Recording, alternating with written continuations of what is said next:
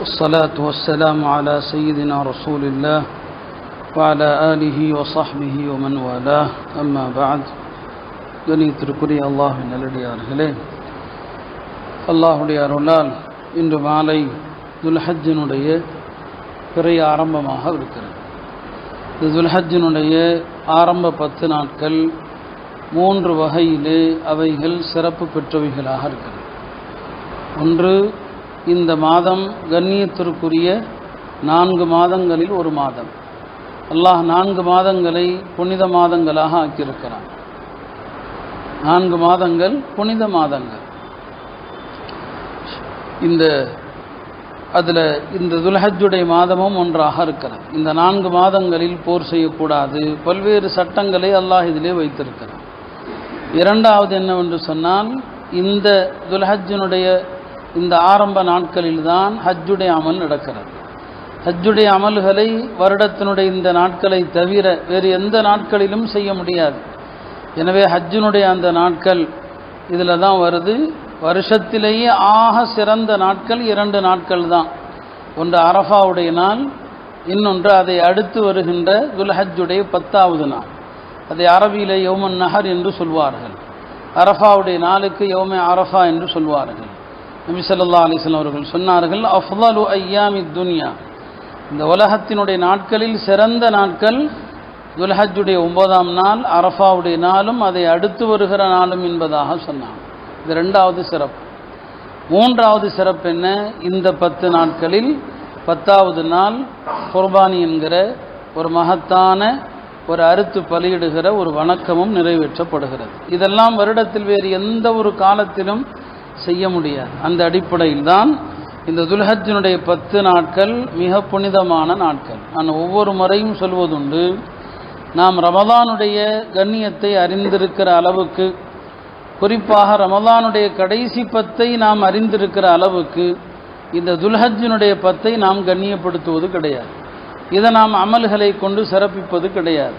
இதில் முழுக்க நாம் பிராணிகளை வாங்குவதிலேயே ஒரு பொழுதுபோக்காக விளையாட்டாக கழித்து கொண்டிருக்கிறோமே தவிர, இந்த நாட்களில் எவ்வளவு திக்ர் செய்யப்பட வேண்டும், எந்த அளவுக்கு இபாதத்துகளில் ஈடுபட வேண்டும், அந்த கவனம் நம்மிடம் இருக்கிறதா என்றால் அறவே இல்லை என்றுதான் அர்த்தம்.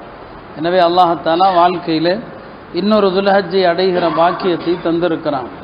இன்னும் பல துல்ஹஜ்களை அடைகிற வாய்ப்பினை தருவானாக.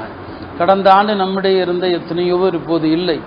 எனவே ஹதீஸிலே சொல்லப்பட்டது போல அல்லாஹ்விடத்திலே அமல்களுக்கு மிக பிரியமான நாட்கள் இந்த துல்ஹஜ்ஜினுடைய 10 நாட்கள்.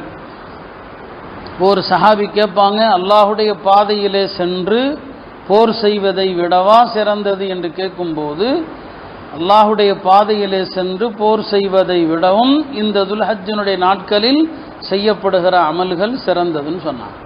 இந்த நாட்களுடைய நோன்பு வலியுறுத்தப்படுது. அரஃபாவுடைய நோன்பு சுன்னத்தே முஅக்கதா, இந்த அடுத்த வெள்ளிக்கிழமை என்று நமக்கு வர வாய்ப்பு இருக்கிறது. இந்த வெள்ளி விட்டு மறு வெள்ளி, இந்த பிறை 1 நாளையிலிருந்தே நோன்பு வைப்பது நஃபிலாக இருக்கிறது. எனவே முடிந்தவர்கள் 9 நாட்களும் நோன்பு நோக்கலாம். முடியாதவர்கள் என்றைக்கு வாய்ப்பு இருக்கிறதோ அன்றைக்காவது நோன்பு வைக்கலாம். ஒரு திங்கள், வியாழன், வெள்ளி என்பதாக ஒரு 3 நாட்களாவது நோன்பு வைக்கலாம். பெண்களிடத்திலே அதிகமான வாய்ப்புகள் இருக்கிறது. இந்த நாட்களிலே நிறைய நல்லறங்கள் செய்ய முயற்சி செய்யுங்கள். ஒரு குர்ஆன் நாளையிலிருந்து ஆரம்பித்தால் ஈதுடைய தினத்திலே ஒரு குர்ஆனை முடிக்கிற அளவுக்கு ஒரு நாளைக்கு 3 ஜுது வீதம் ஓதினால் ஒரு குர்ஆனை முடிச்சிடலாம்.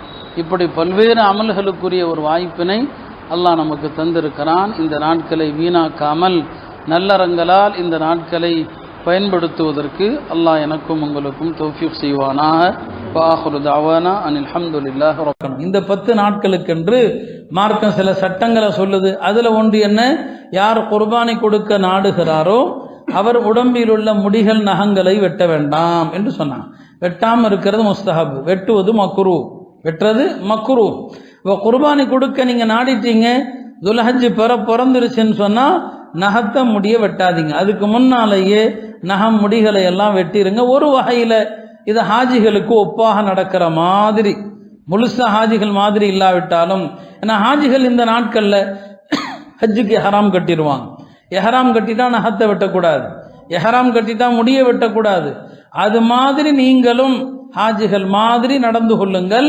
யார் குர்பானி கொடுக்க நாடுகிறாரோ அவர் துல்ஹஜ் பிறை பிறந்ததுமே நகத்தையோ முடியோ வெட்ட வேண்டாம் என்று பெருமானார் ஸல்லல்லாஹு அலைஹி வஸல்லம் சொன்னாங்க. உங்களுடைய குர்பானி பிராணி அறுக்கப்படுகிற வரை யாருக்கெல்லாம் குர்பானி கொடுக்குறோமோ அவங்களுக்கு தான் இந்த சட்டம். ஆணா இருந்தாலும் சரி, பெண்ணா இருந்தாலும் சரி. குர்பானி கொடுக்கப்படாதவர்களுக்கு இந்த சட்டம் இல்லை. அவங்க முடி எடுக்கலாம், அவங்க நகத்தை வெட்டிக்கலாம். யாருக்கு குர்பானி தரப்படுதோ அவருக்கான சட்டம் இது.